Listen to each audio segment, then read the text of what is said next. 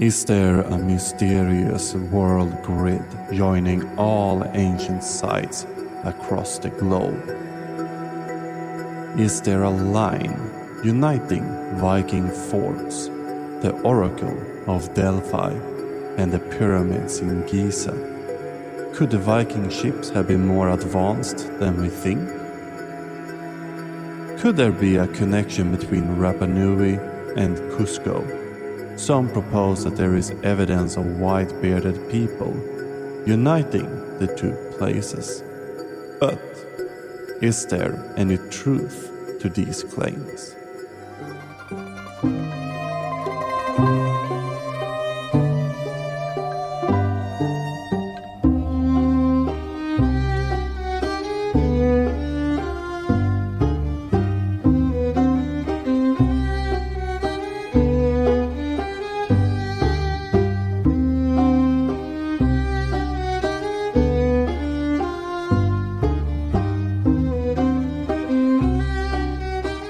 Hi, hello and welcome to Digging Up Ancient Aliens.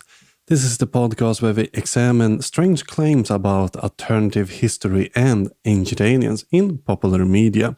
Do the claims hold water to an archaeologist, or are there better explanations out there? I'm your host, Fredrik, and this is episode 34, and we're back with our aliens after a more extended excursion with Graham Hancock. This time we will investigate how the aliens could have oriented themselves on Earth while visiting and if there's any remains of this left.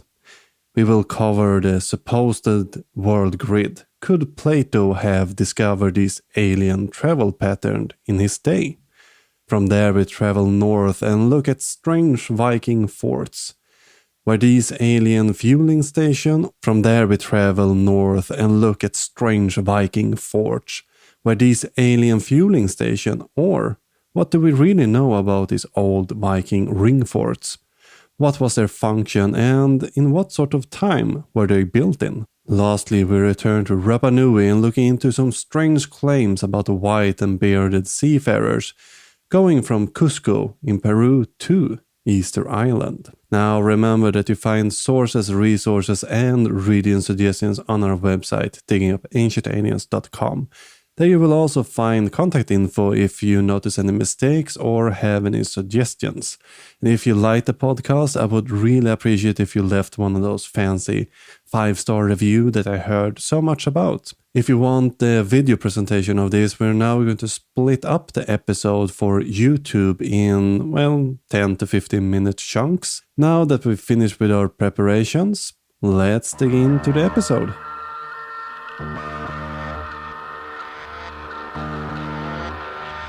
Our path to decoding the ancient alien code starts with a grid. The world grid, the planetary grid, Earth energy grid, or simply Earth grid. It's an idea that a grid spans the Earth, and as we will learn, this grid does not have a set of easily defined properties. The world grid is a concept thought up by William Becker and Beth Hagen in 1978 that the Earth can be sectioned into different dodecahedrons, or as Beth Hagen describes it, more in details. Well, here you can see a cluster of 10 of the triangles of the 120 that Plato mentioned. Besides seeing this as triangles, you can see it as 15 equators that actually cut the Earth in half. You can see they all go around whichever way you look. They're all great circles.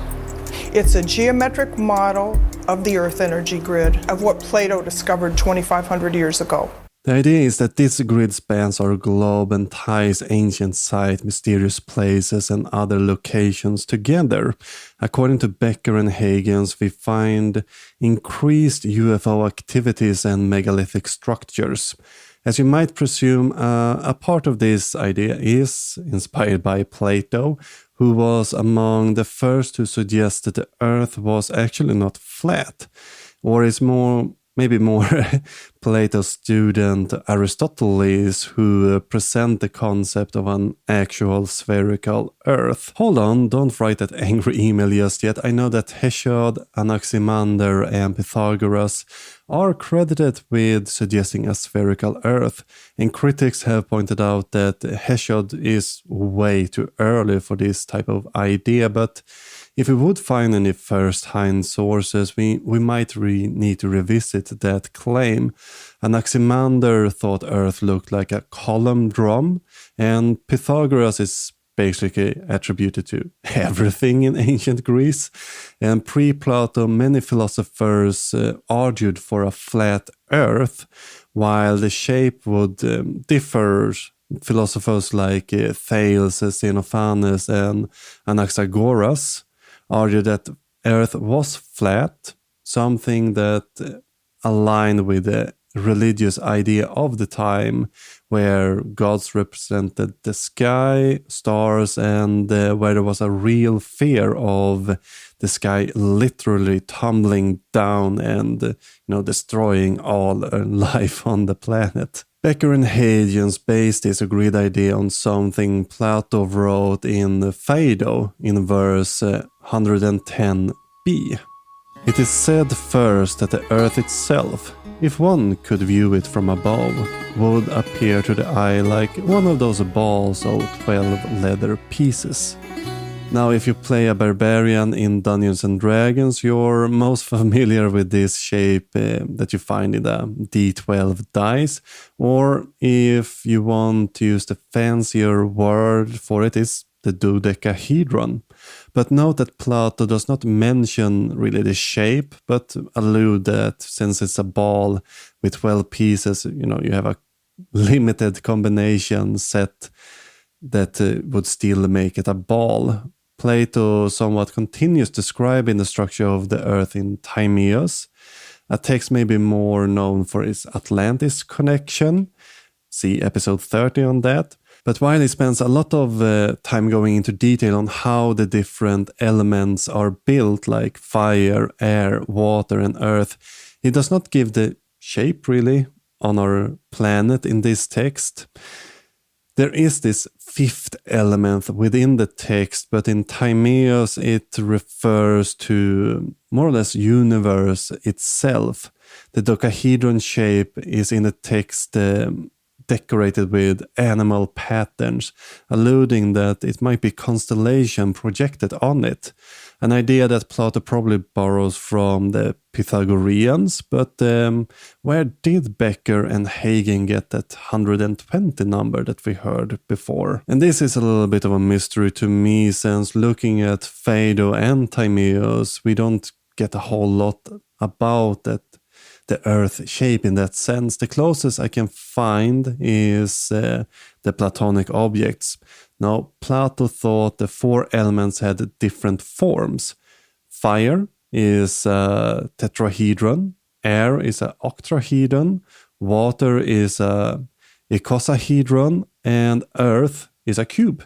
The text also argues that all the elements have smaller building blocks. Each element is formed by a smaller set of triangles. In this case, fire consists of 24 triangles, but water, an icosahedron, consists of 120 triangles, or rather, Plato's idea of what we today might call a water molecule consists of 120 atoms. Again, we have an idea that starts to crumble if you actually read what their source material says. Of course, this hypothesis also comes with even stranger claims. For example, Hugh Newman, in this episode, talks about the different power center that exist within the world grid. There's fascinating ideas that they were actually using this for anti-gravitational purposes, and they were actually able to lift and quarry and move these huge megalithic blocks great distances around the planet. And so we have to question, was there something to do with this grid that they were actually harnessing, and they were able to use the energies from it to move and construct these sites? Now, these power centers consist or exist within the world grid system in locations such as Stonehenge, the Giza pyramids, and Coral Castle. The issue with these type of claims is that we can actually test if something strange is going on here, and as far as I can find, gravity seems to work just well and fine at both Stonehenge and Giza pyramids. And we also have a quite good understanding how Edward Ledskalnin built the site with simple block and tackle methods. Some even claim that the supposed Philadelphia experiment used the grid lines to teleport the USS Eldridge between Norfolk and Philadelphia. One of the more significant issues for the Philadelphia experiments is, well, the ship never was in Philadelphia to start with, according to Naval History and Heritage Command. Now, USS Eldridge was located or stationed in New York when the experiment was supposed to have taken place in 1943. And we know the exact movement of the ship during this time, and it's almost impossible that it should have been in Philadelphia. Of course, the believer think the evidence from the Navy is just part of this larger conspiracy. And in a conspiracy mind, the proof against something becomes evidence for the conspiracy itself. Now, there's also claims from David Childress and others that the grid is used to wirelessly charge the spacecraft. But again, energy can be measured and quantified. One that comes to mind, for example, is the Earth's magnetic field. But I can't find any model or explanation close to what the world grid proponents and the ancient aliens suggest. While several forces operate on Earth, none shape up as neat grids. The ancient sites they claim incorporate the grid are cherry-picked, and the ones they think fit within the model are kept, while the misses are simply left out of the theory. This is nothing more than just selective thinking. This is a common trope among the more fringe theorists and something essential to look out for.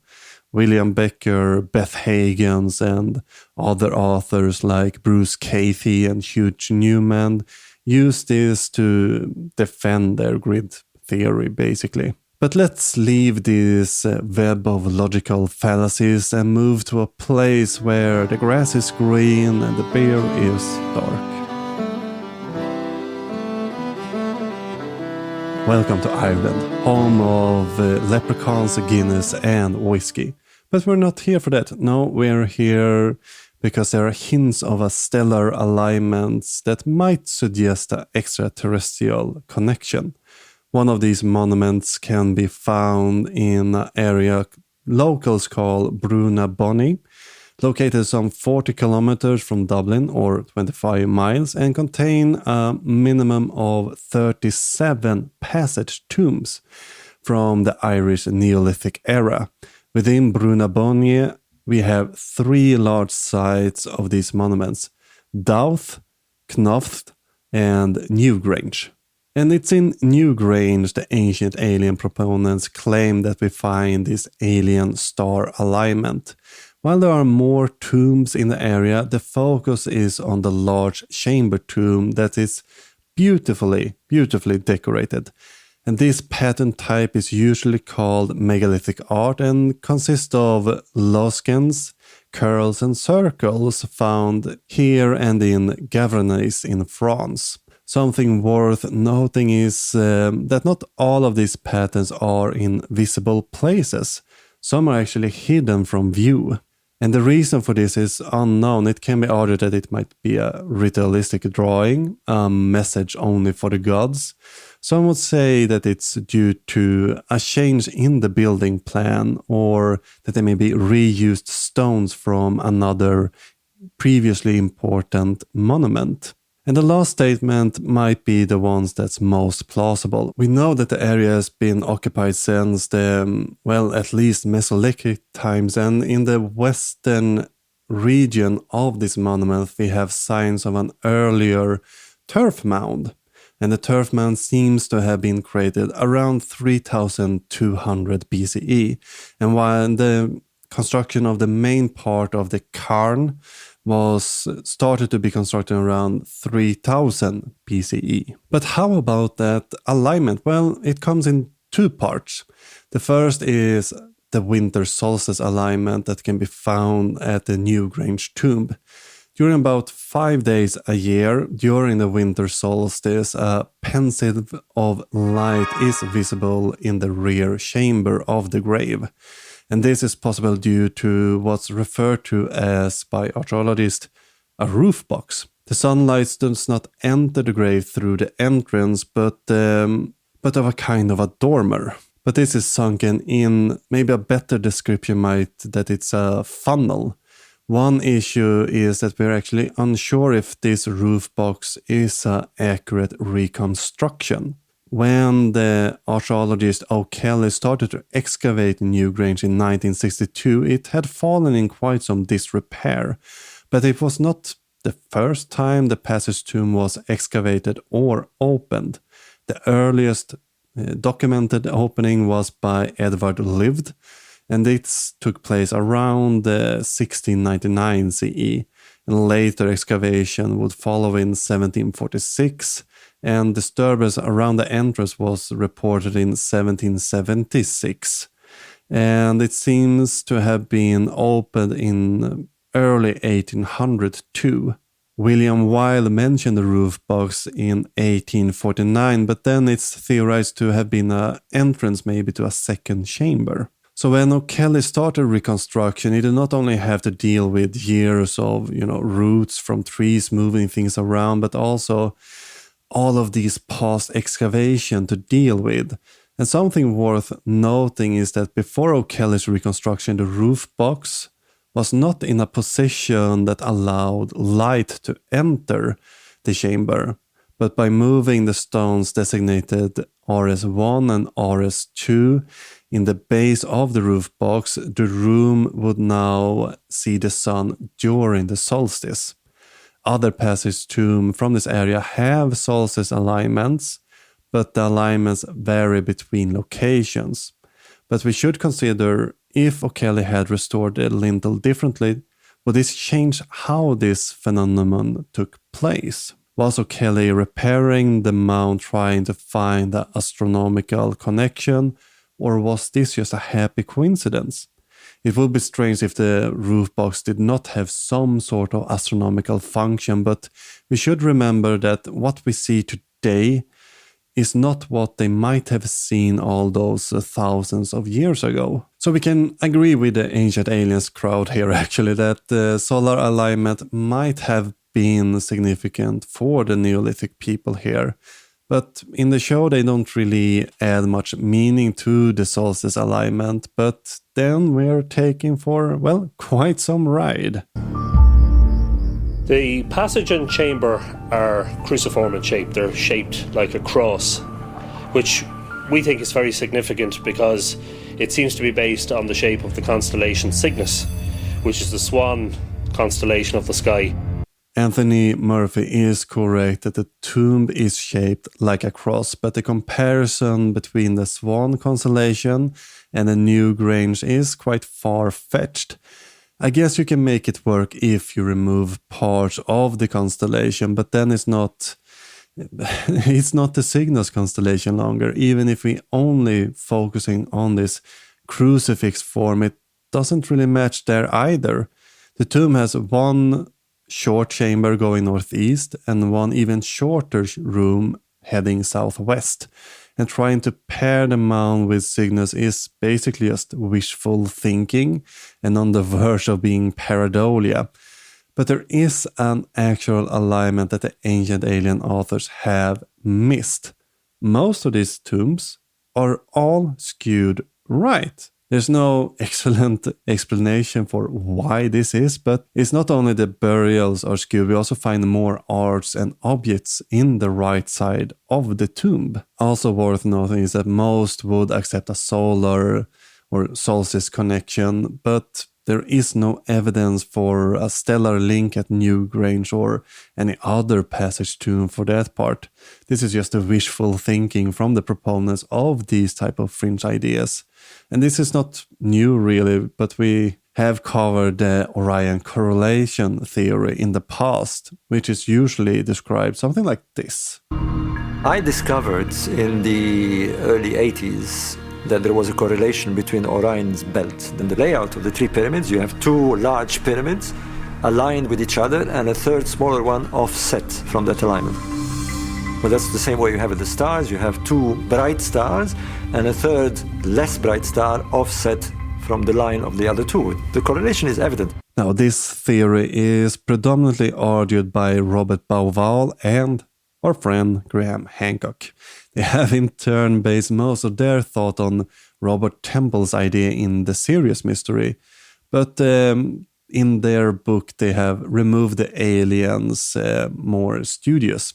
But as you might suspect, there is an issue. The pyramids of Giza do not align with Orion's belt if you don't flip the pyramids or the constellation upside down. Something Bauval leaves out is that while the stars and pyramid might not be a perfect match today, he claims that they were back in 10,500 BCE. The magical date we know from Hancock, but there's one hitch. The pyramid is offset 38 degrees, but if it's based on Orion's belt in 10,500 BCE, it should be 50 degrees offset now. Not really a perfect match if we look closer, right? They also use different locations as evidence for this theory, the Orion's belt theory. We have Teotihuacan, Hopi Village in the US, we have the Thornborough of Henges in England. All of these sites suffer from the same issue on closer examination. They do not really line up with Orion's belt in another way that, well, if you squint your eyes, it's a fun idea, but it's not really credible. You can also find a lot of things that kind of look like other things by just random chance. I have 3 birthmarks that kind of look like Orion's belt. Does that mean that I have some ancient alien DNA and can start doing some Jedi mind tricks? And on that note, we'll take a quick break and I will go and see if I can levitate large boulders with my mind. But when we're back, we will investigate ancient flight path.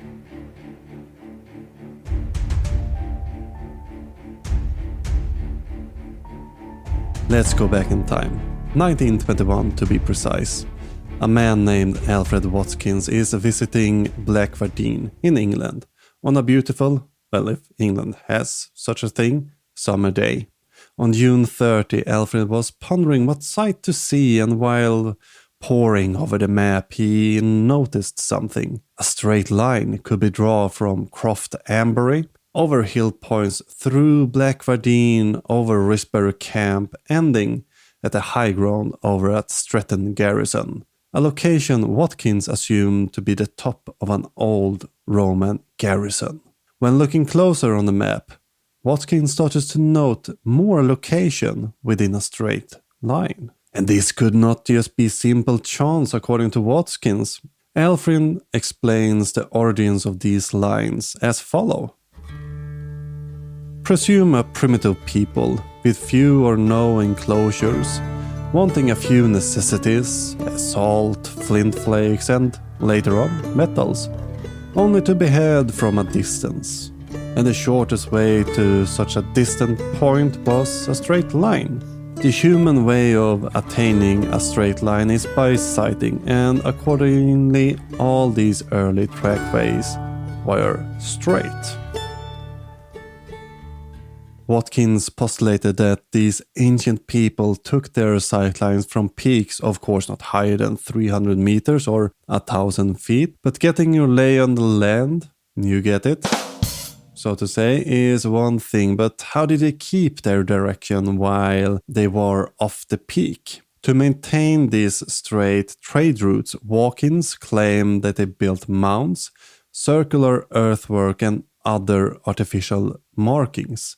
These mounds and monolithic monuments were later repurposed into burial or cult sites, but their original function was a waymarker. But they could also plant clusters of tree or use natural formations as water and stones to mark out the route for the wanderers. Watkins was not the only one having these type of ideas. As Keith Fitzpatrick Matthew point out, an article was published on a similar theme just 30 years prior, titled Ancient Trackways in England. This paper was published in the Antiquary, volume 19, in 1889, and written by an architect named Joseph Houghton Spencer. And our architect friend had a similar thought to Watkins.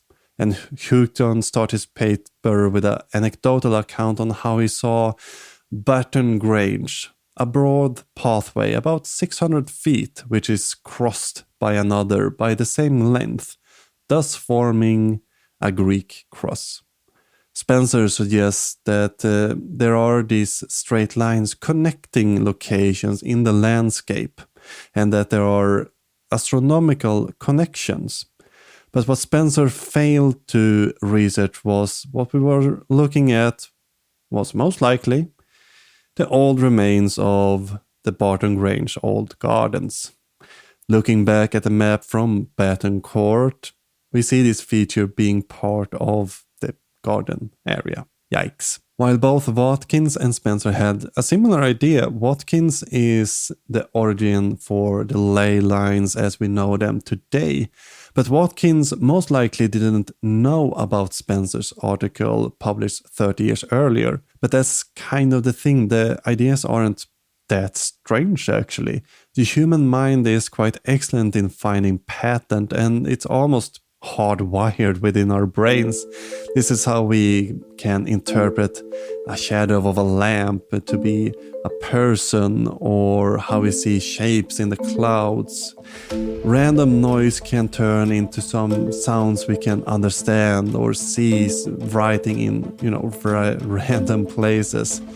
So what Watkins and Spencer have committed is a type 1 error. They have a false positive and believe something to be true while it's not. And today we can be reasonably sure that these ley lines are nothing more than coincidence. We know the site were constructed at widely different times and had large, diverse purposes. The archaeological dating has become so good that Watkins' idea of these Neolithic straight trade routes are simply impossible. These ley lines are also selected with a bias. Locations from different times and eras that fit are included within the lines, and other sites that do not fit are simply left out. So while the science the science isn't there, I want to highlight that neither Watkins nor Spencer seems to have any claims about spirits, energy forges, or UFOs. These are things that got introduced later when the ley line idea got adopted by the New Agers. We briefly looked at ley lines back in episode 13 when Giorgio Tsoukalos claimed that there is a line between Calais in France and Calais in Italy. And even when he made up a bunch of locations that do not exist in France or Switzerland or Italy for that part, he could not really get that ley line straight. Unfortunately, we will witness that the ancient alien crowd has yet to learn their lesson, because Giorgio described ley lines as something extraordinary happened along those ley lines because the once very physical and real visit of extraterrestrial beings has been forgotten. So the idea is simply that the ley lines was some sort of navigation system for the aliens who were visiting Earth. My best guess is that they left some unquantifiable energy that maybe New Agers believe and talk about on these different sites. And let's for a moment set aside the fact that the believers are the only ones that can really measure these energies, and that the locations include places that range from Neolithic to overgrown gardens from the 1800s. What is the best evidence for the ley lines according to the ancient alienists? Shockingly, we will find it in Denmark, consisting of several round Viking fortresses, and these forts are known today as Trelleborgar. Let's start with some of these histories of these fortifications before we get into the ancient alien claim. Something worth noting is that fortification has been part of history for quite a long time, and the earliest examples of fortifications in Scandinavia can be found in Denmark and in southern Sweden, in Skåne or Scania, and can be dated to Neolithic times. In Sweden, there are about 1,000 of these defense systems, most of which can be found around Mälaren Valley. And most of the most intense construction period was during the migration period, that's 300 CE to 800 CE, and consisted of especially highlands forts, but also in some cases lowland forts. And the largest of these fortifications is Torsburgen on Gotland, and that wall stretching almost 2 kilometers. And Scandinavian fortification building, of course, continued during the Viking Age era, as settlements such as Vestergarn on Gotland, Birka in Stockholm, and Hedeby in Denmark. And what makes Trelleborgar different is their design and the period in which they were built in. They are all circular, they have 4 ports aligned with the cardinal direction and were created within a very short time span. The gates corresponding with cardinal points seems to have been inspired by Flemish fortresses construction a bit earlier. And round fortifications, they are not new. For example, we have Ekeborg on Öland, but these are perfectly round and have a very identifiable layout. And the currently accepted Trelleborgar is, well, of course, the Trelleborg on Själland, Nonnebacken, Fyrkat, and Aggersborg. And we recently actually added another location, Borgring, also located in Själland, to this group. Then we have the question that might upset a few Danish listeners. Is there Trelleborgar in Sweden?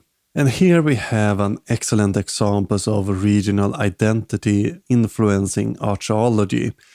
There are 3 suggested locations in Skåne, Scania, Borgaby, which is more or less accepted as a Trelleborg today.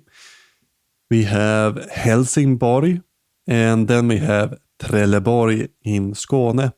It's mainly with the last example in the Swedish city of Trelleborg, where Danish archaeologists are most skeptical about the definition. For a long time, some protests have been against classifying the ring fortification in Trelleborg as what the city basically is named after, and seems to indicate that this is. And that was mainly due to regional identity influencing these type of ideas that Skåne would not have these ring fortifications simply. When were these ring forts built then? Here comes what's really fascinating. They're all constructed around 980 CE.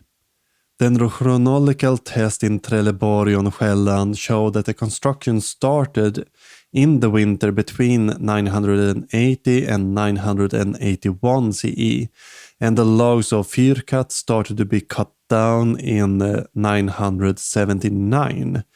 Aggersborg was built maybe earlier. We see indication that a possible start date might have been around 970 CE. But this put the construction of the fortifications firmly within the reign of Harald Blåtand, or Harald Bluetooth. The one who that technology might use to listen to this is named after. And these ring forts all have identical layouts, or they almost have a similar layout, while Trelleborg and Fyrkat are split into 4 equal quadrants consisting of 16 longhouses in total. Aggersborg consists of 12 quadrants and 48 longhouses. They are also strategically placed along important trade routes, except for Aggersborg. None of them are built on previous settlements. While not placed directly by the water, except again, Agersborg, they are relatively close by when, you account for the land rise in Denmark. But their function was to keep peace within Denmark and not really to protect against outside raiders. So having them closer inland makes perfectly sense, to be honest. And Harald Blåtand's reign was lined with internal struggle, and it seems as Harald ordered these to be struck as an attempt to keep the peace. And their intended purpose appears to not have been working very well in the end, and just a few decades later, the fortifications was actually abandoned. Now, armed with all of this knowledge, let's see what mainstream science is trying to hide from you. Now, the aliens' proponents are, as usual, claiming that the scientists are baffled. If we should believe these fringe theories, we seem to spend much of our times being very befuddled about everything. Except, well, we have spent very much time studying the Viking Age era navigation, so we know how they simply can create these accurate cardinal points within the forts. A simple and yet foolproof trick thought in survival situations is, with different variation, the sunstick. And the most accurate version of this sunstick takes about a day, but you get very exact direction. And aliens proponents think it's far-fetched and suggest a more alternative explanation.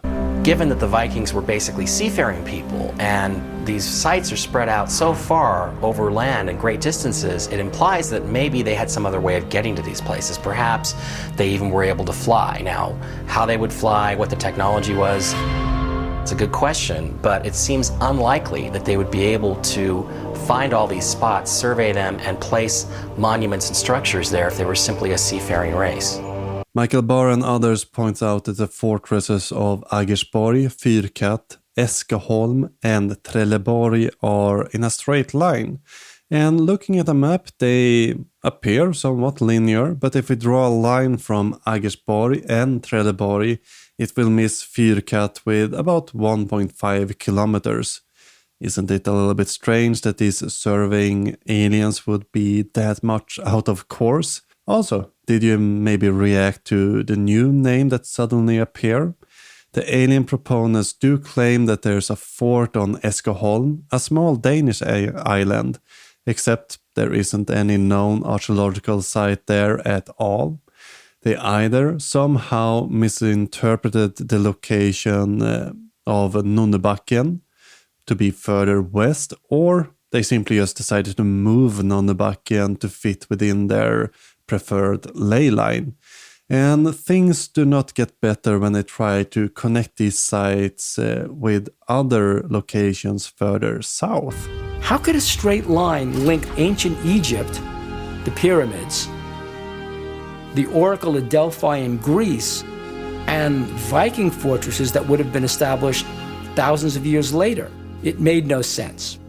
But it does make sense if these installations are along straight lines across the Earth's grid, and if somehow those straight lines marked navigation routes for ancient extraterrestrials that use them as markers to navigate the globe from society to society. One important rule with ley lines is that the distances is not your friend. Can we get a line to get through all of these locations? The answer is sadly no.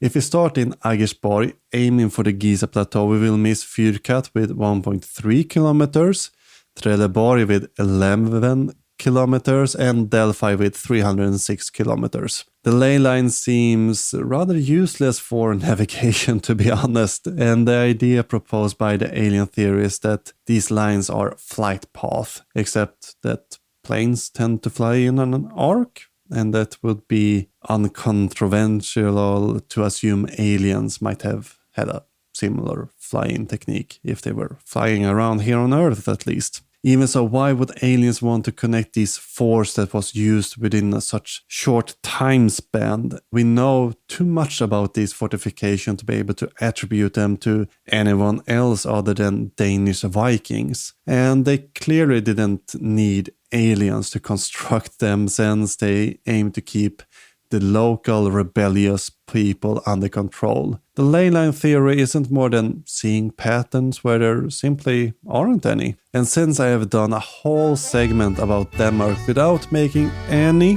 snide remarks, I deserve a break and a treat. While I get myself a standard Danish breakfast, which consists of a 6-pack of beer and sausages, we have relocated to the Pacific Ocean.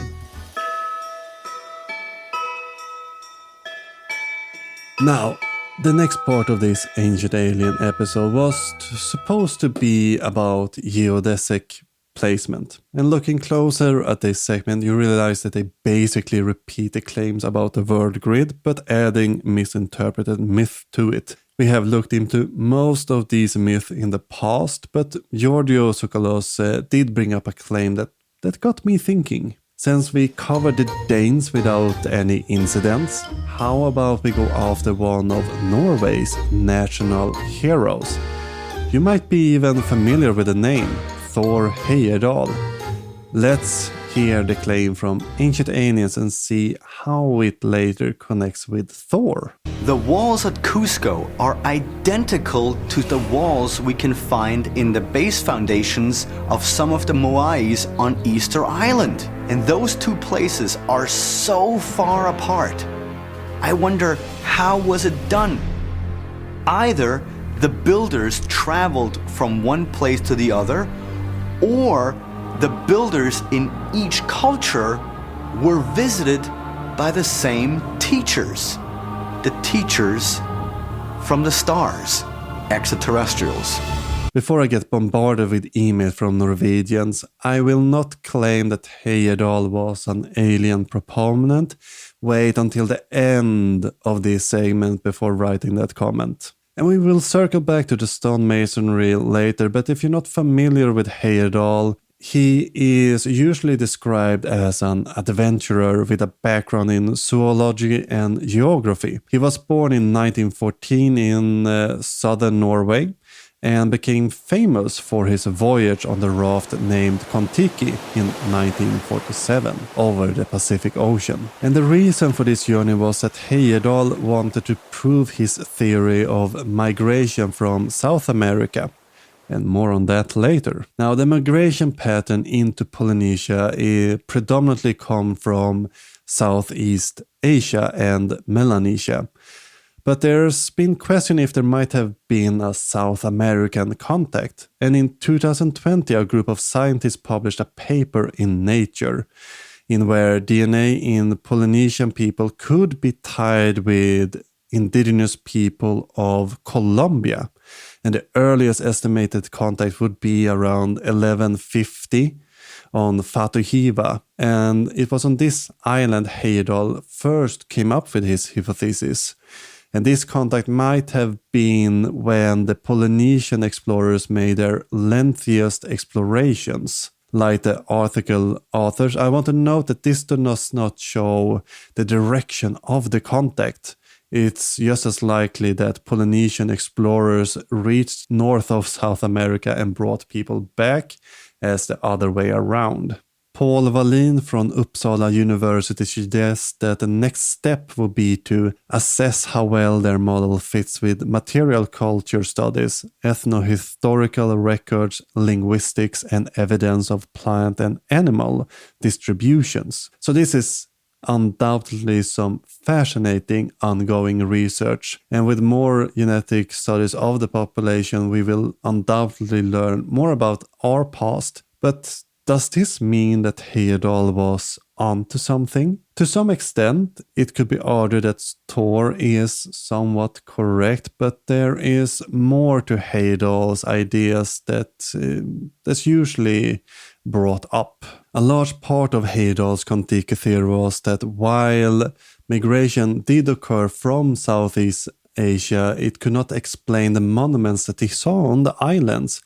Heyerdahl suggested that there had been a migration from South America of white-bearded, Caucasian-looking people with blue eyes, red or blonde hair, and all of that. And these culture bearers were the people who introduced the idea of culture and stone cutting to Polynesia. And these ideas are based on the Spanish chronicles who describe the Incan god Viracocha as a white-bearded man.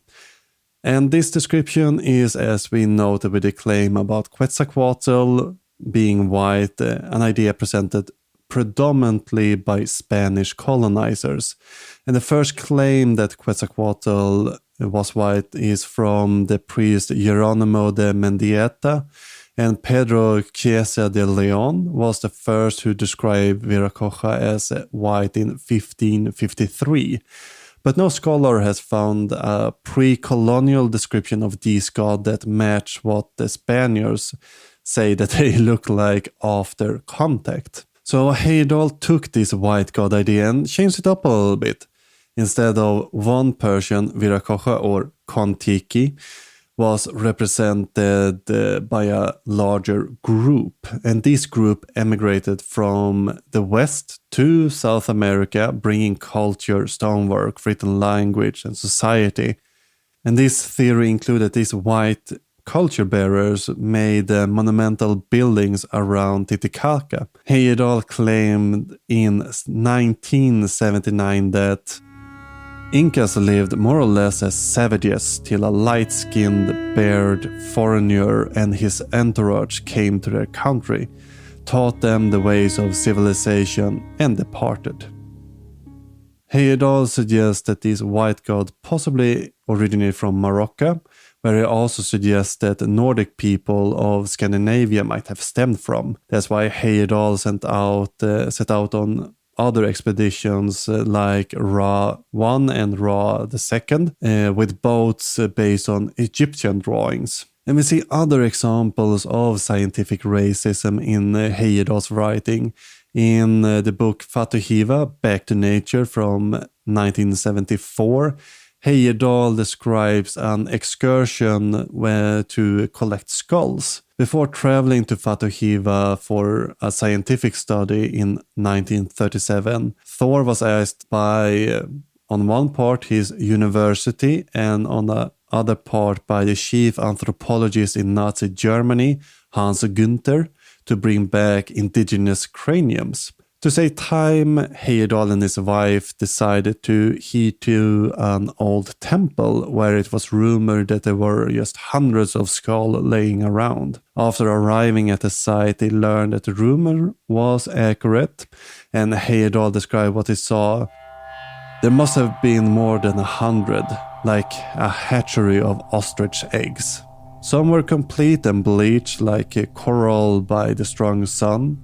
Others were broken, fragmentary, and even stained green by age. I did not need calipers to see that most were typical long heads, like Europeans, some more than others. Thor refers there to the cephalic index, an idea introduced by the Swedish professor Anders Ratzeus, and further worked by Gustav Ratzeus, his son. The idea they had was to try to prove a hierarchy among the races by measuring the craniums, divided them into 3 groups: long, medium, and short heads. And this type of racial anthropology was coming until the first half of the 20th century. And the habit of stealing craniums was also coming. Ratzeus had some 800 skulls collected in the end. Today, these skulls are slowly being returned to their origins. The Ratzeus collection is, of course, going slower, and then the smaller from Heyerdahl, but they are currently being returned to their countries of origins. And according to Heyerdahl's Kon-Tiki theory, the Polynesians were populated by 2 distinct immigration waves. First came the white-bearded culture bringers and settled. And then we have this second wave of yellow-brown race that Heyerdahl refers to as the Maori Polynesian from Southeast Asia. And this second invasion was of a more violent and primitive people that overtook the islands by force and sometimes, just sometimes, assimilated with the Caucasian-like original inhabitants. But Heyerdahl makes a clear distinction that the white culture bringers were of a higher civilization, spreading their knowledge as they went. And there's no secret that Heyerdahl was a strong proponent of diffusion. More correct would be to describe his idea as hyperdiffusion. Reading the books, we see a lot of this colonial language used to minimize the indigenous people, similar to while Europeans tend to invent things, other cultures stumble upon a discovery. Authors like Halton and Mangelsen point out that this kind of diffusion is used even to this day and is actually impacting legislation, often to deny lands and other benefits to the indigenous populations. Peru's government even supported Heyerdahl's expedition since it endorsed the idea that the whites owned the grounds before the Cuenca, therefore they would not need to return any land. Halton also points out that this white race idea has been used in Bolivia, Paraguay and Brazil to exalt a preferred prehistory while being able to turn down claims from the indigenous people. Reading Heyerdahl's 1952 book American Indians in the Pacific, we see many racial ideas ranging from racial hygiene to racial wars. While the culture bearers are described as white with red or blonde hair, it's not proposed that this necessarily came from Europe in Heyerdahl's 1952 book, but it seems as Heyerdahl changed his mind somewhat when trying to prove the Mediterranean migration from South America with his expedition Ra and Ra II. The supporters also like to point out that Heyerdahl never identified as a racist, and neither am I claiming that Heyerdahl was, but the language and ideas presented within his books are inherently colonial and racist. This is actually a point that we all seems to agree upon. But Solsvik and others blame this on the era in which Heyerdahl wrote, and these explanations were not uncommon for the time. When reading the text, as the Kon-Tiki Museum puts it, Thor Heyerdahl did not view black or primitive as inferior in any way. Now, this is a statement that sounds a bit odd when we see in the books a clear order where high civilization is associated with white bearded men, while other non-white groups are viewed as violent and primitive. We can't really see these ideas in some sort of vacuum. These books are used by different white supremacy organizations and authors like Arthur Kemp, even if some didn't think the ideas was wrong back when he wrote it. We know much better now, and we really need to start to deal with this legacy. And I also feel it's essential to note that Heyerdahl continued to argue for these hyperdiffusion ideas well after calling Renfrew's Before Civilization, when archaeology switched to a more post-processal approach. In the later books, we continue to see these depictions liking people to Neanderthals or depicting people of different colors as more primitive. Heyerdahl also never recanted or changed any of his ideas and was trying to prove them until he died in 2002. And if you would go to the Kon-Tiki Museum in Oslo, you'll find a museum that's focusing mainly on Heyerdahl as the adventurer and the worker for world peace. The racial ideas are conveniently left out, and when it was pointed out that the museum had colonial practices within their exhibition, they defended this by claiming that the skull that was mainly referred in that discussion was collected within the standards of 1950. I bring this up because we need to deal with these pseudo-archaeological claims even if we don't really want to. We also need to accept that these ideas have real-world consequences. The upside of Heyerdahl's thesis is that the scientific community worked hard to see if there was any truth to these ideas. And thanks to this, we now have maybe one of our best understood prehistoric migration processes. While the study in nature is fascinating, it doesn't mean that Heyerdahl was right. He was partially correct, but His white gods should be dismissed as the pseudoscience it is. To tie these segments back together, you remember the Ahu or foundation that Georgios Tsoukalos mentioned before? Now, this wall was evidence of connection between Cusco and Rapa Nui. Well, this is a Heyerdahl idea. Sure, Tsoukalos added some aliens, but it's an example on how pseudoscience can influence other pseudoscience. And on that note, remember to leave a positive review anywhere you can, such as iTunes, Spotify, or to your friend at the Trench. I would also recommend you visiting diggingupancientaliens.com to find out info about me and the podcast. You can also find me on most social media sites, and if you have comments, corrections, suggestions, or you want to write an email in all caps, you'll find my contact info on the website. You will also find all the sources and resources used to create this podcast on the same episode webpage. There you also find further reading suggestions if you want to learn more about the subject we bring up, and you also find a transcript with in-text references. So before you really write that angry email I see you, Norway, read through them first and then write. First read, then write. Yeah? Okay? Great. Sandra Martelor created the intro music, and our outro is by the band called Trelleborgar, who sings their song Tinfoil Hat. Links to both of these artists will be found in the show notes. Until next time, keep shoveling that science. Men jag skyddar mig för jag har foliehatt. Och så säger ni det är en galen fantasi att Engels manipulerar oss med telepati. Ni tycker att jag redan är besatt, men jag skyddar mig för jag har foliehatt.